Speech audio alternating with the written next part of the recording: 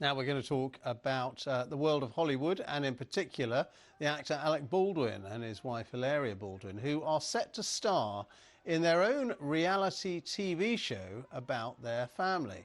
Now the couple, who've got 7 children, all under the age of 10, said that The Baldwins, that's the name of the show, will air on the US cable network TLC next year, 2025. But the decision to do that show has been widely criticised because of Alec Baldwin's forthcoming trial. You probably remember that the actor is set to stand trial in July for involuntary manslaughter.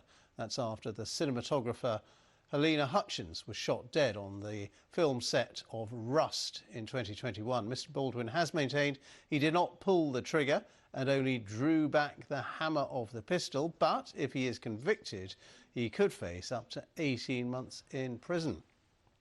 Well, let's cross now to Las Vegas and we can talk to the American blogger and media personality Perez Hilton, I'm very pleased to say. Thanks for being with us. What do you make of this idea for a Baldwin reality TV show? I think it's very smart for Alec Baldwin because I view this as an obvious attempt at paying all of his bills. You mentioned the lawsuit. It's very expensive to fight a years-long legal battle, which is what this has turned into. Plus, also, let me give you some quick statistics. Alec Baldwin has 7 young children. He has his wife, who's a stay-at-home mom. But I guarantee they also have at least 3 nannies that help with these 7 young children. I lived in New York City for 3 years as a father myself. I know how much New York City nannies charge. I'd say he's probably paying each one of those nannies at least $150,000. And he sends his children to private school. Do you know how much private school costs in New York City? About $50,000 per kid. Yes, he's a famous actor, but he hasn't been on a TV show since 30 Rock, which was off the air for about 10 years now. So the residuals aren't going to be paying him millions a year.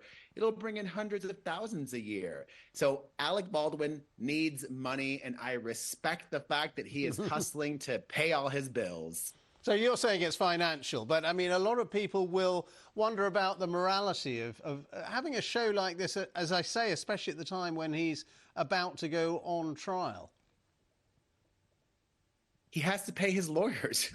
Yeah. He doesn't want to spend any time behind bars. And also, as an actor myself, it's ridiculous to me that this trial and situation with the tragic Rust shooting is ongoing.